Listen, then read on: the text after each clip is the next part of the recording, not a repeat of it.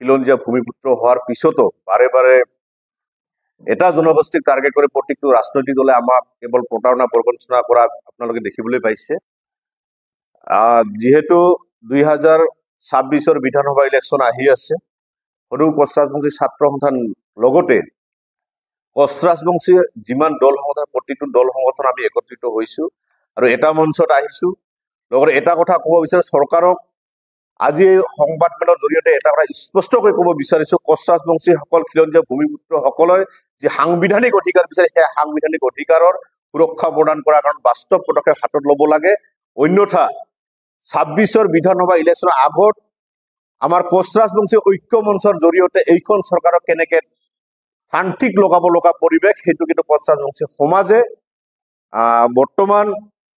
প্ৰত্যেকটো প্ৰান্তত খিলঞ্জীয়া কোচ ৰাজবংশীসকল একত্ৰিত হৈছো আৰু কি সিদ্ধান্ত ল'লে চৰকাৰখনক আমি কল টিকট পেলাম তাৰ ব্যৱস্থা আমি কৰিম। তাৰ কাৰণতে আমি আজি আমাৰ ঐক্য মঞ্চৰ এখন সভা এখন অনুষ্ঠিত হৈ যায়। সেই সভাত কেইটামান প্ৰস্তাৱ আমি লৈছো আৰু আমাৰ যিহেতু 7 জানুৱাৰী তাৰিখে কোচ ৰাজবংশী ছাত্ৰ সন্থাৰ শ্বহীদ দিৱস আছে, সেই শ্বহীদ দিৱসৰ দিনাই আমি এইখন চৰকাৰক প্ৰতাৰণা প্ৰবঞ্চনাৰ কাৰণে কি ফল তাৰ ফল ভুগিব তাৰ কাৰণে আমি জংগী আন্দোলন আমি ঘোষণা কৰিম। লগতে আমি বৰ্তমান কেইটামান প্ৰগ্ৰাম আমি হাতত লৈছো, বিশেষকৈ প্ৰত্যেকখন জিলা কমিটিৰ ফালৰ পৰা আমি জোৰ সমদল কাৰ্যসূচী আমি হাতত ল'ম আৰু এই জোৰ সমদল কাৰ্যসূচী বিভিন্ন প্ৰান্তৰ কোচ ৰাজবংশী ৰাইজসকলক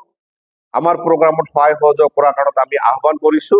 আমি আৰম্ভ কৰিম ধুবুৰী জিলাৰ পৰা। ধুবুৰী জিলাত আমি 6 ডিচেম্বৰ তাৰিখে ধুবুৰী জিলাৰ পৰা আৰম্ভ হ'ব আৰু 6 তাৰিখ ধুবুৰী জিলা, 8 তাৰিখে হ'ব নগাঁও জিলাত, বৰপেটা হ'ব 10 তাৰিখ, বঙাইগাঁও 13 তাৰিখ, চিৰাং জিলাত 16, ওদালগুৰিত 22, কোকৰাঝাৰ 24, বাক্সাত হ'ব 19 তাৰিখ। লগতে আৰু বাকী যিকেইখন অসমত যিহেতু প্ৰত্যেকটো জিলাতে আমাৰ কোচ ৰাজবংশী আমাৰ সংগঠন আছে, তাৰ কাৰণে আমি বাস্তৱধৰ্মী পদক্ষেপ আমি বিভিন্ন কাৰ্যসূচী আমি হাতত লৈ যাম। আমি কেৱল শ্বহীদ দিৱসৰ আগত চৰকাৰক আমি এটা কথাই ক'ব বিচাৰিছো, আপোনালোকে কেৱল খিলঞ্জীয়াৰ কথা কয়, হিন্দুত্বৰ কথা কয় এইখন চৰকাৰ, কেৱল মুখত যিহেতু কথা আপোনালোকে অন্তৰেৰে যদি সঁচাকে অসমখনক ভাল পায় তেতিয়াহ'লে সঁচা অৰ্থত খিলঞ্জীয়া ভূমিপুত্ৰসকলক সংৰক্ষণৰ ব্যৱস্থা কৰাৰ কাৰণে আগবাঢ়ি আহিবৰ কাৰণে আমি আহ্বান কৰিছো। আপোনালোকে গম পায় যোৱাকালি ধুবুৰী জিলাত ৰাণীগঞ্জ বুলি এটা অঞ্চল, সেই অঞ্চলত কিন্তু ৰাতিৰ ভিতৰত আজি অস্ত্ৰধাৰী যুৱক আজি মানে ঘূৰি ফুৰি আছে, এই ধৰণৰ আজি ব্যৱস্থা চলি আছে। আজি আমি কোচ ৰাজবংশী ঐক্য মঞ্চৰ আক্ৰাছু, ইউজি আক্ৰাছু আৰু কোচ ৰাজবংশী সংগ্ৰাম সমিতি আৰু বিভিন্ন আমাৰ দল সংগঠনক লৈ আমি আজি এখন বৈঠকৰ অন্তত আমি সংবাদমেল পাতিবলৈ বাধ্য হৈছো যে বৰ্তমান যিখন অসম আৰু কেন্দ্ৰীয় চৰকাৰ, সেই চৰকাৰ দুখনে কোচ ৰাজবংশী জনগোষ্ঠীটোক যি অৱহেলিত প্ৰাপ্য অধিকাৰৰ পৰা বঞ্চিত লাঞ্ছিত কৰি আছে, তাৰ প্ৰতিবাদত আমি কোচ ৰাজবংশী ঐক্য মঞ্চই আজি আমি সংবাদমেলৰ জৰিয়তে আমি আপোনালোকৰ জৰিয়তে অসম চৰকাৰক আমি সকীয়াই দিব বিচাৰিছো যে অহা 6 ডিচেম্বৰৰ পৰা আমি ধুবুৰী জিলাকে পৰা আৰম্ভ কৰি গোটেই অসমত গোটেই ডিচেম্বৰ মাহটো আমি জোৰ সমদল কাৰ্যসূচী হাতত লৈছো। কোচ ৰাজবংশী জনগোষ্ঠীৰ জনজাতিকৰণ আৰু পৃথক ক্ষমতাপুৰৰ দাবীত এই জনজাতিকৰণ নোহোৱা কোচ ৰাজবংশী জনগোষ্ঠীটো যি অৱহেলিত হৈ আছে, বলোৰাম কোৱা মতে যেনেকুৱা কোচ ৰাজবংশী জনগোষ্ঠীৰ মহিলাসকলৰ ওপৰত, কোচ ৰাজবংশী জনগোষ্ঠীৰ যুৱকসকলৰ ওপৰত যি উৎপীড়ন চলি আছে তাৰ কাৰণে চৰকাৰে কিন্তু সম্পূৰ্ণৰূপে জগৰীয়া হৈ আছে। আৰু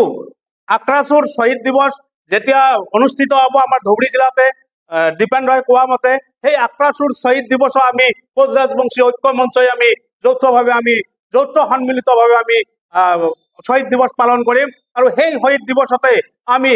একদম আমি সিদ্ধান্তত উপনীত হ'ম, যদি কোচ ৰাজবংশী জনগোষ্ঠীক জনজাতিকৰণৰ মৰ্যাদা 2026 চনৰ বিধানসভাৰ আগতে দিয়া নহয় তেতিয়াহ'লে কোচ ৰাজবংশী জনগোষ্ঠীৰ যিমান দল সংগঠন আছে, ৰাজনৈতিক অৰাজনৈতিক, কোচ ৰাজবংশী জনগোষ্ঠীৰ সকলো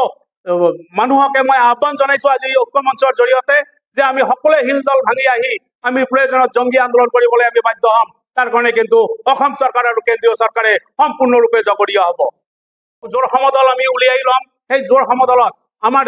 যিমান বল ৰাজবংশী জনগোষ্ঠী আছে, ৰাজনৈতিক অৰাজনৈতিক দল সংগঠনত মানে ঘূৰি ফুৰা মানুহ সকলোকে আমি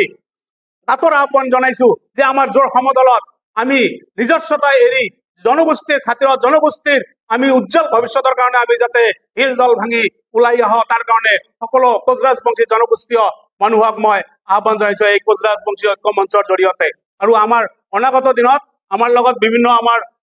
কোচ ৰাজবংশী জনগোষ্ঠীয় দল সংগঠন আহিব পৰা নাই, আমি অনাগত দিনত সেইবিলাক আহিব, যোগাযোগ হৈছে। আৰু আপোনালোকৰ জৰিয়তে আমি একেখন মঞ্চত বহি আমি একেখন মঞ্চত যেনেকুৱা কৈছে কোচ ৰাজবংশীৰ ভাগ আমি ভাগ নহয়, এতিয়া কোচ ৰাজবংশী দল সংগঠন আমি সকলোৱে বুজি পাইছো। গতিকে আমি একতাৰে অনৈক্যৰ মাজত ঐক্য স্থাপন কৰি জাতি ৰক্ষাৰ অৰ্থে আমি সকলোৱে ত্যাগ স্বীকাৰ কৰি জাতিটোক ৰক্ষা কৰিব লাগিব। যিকোনো খবৰৰ বাবে যোগাযোগ কৰক 7099017330 অথবা 70990173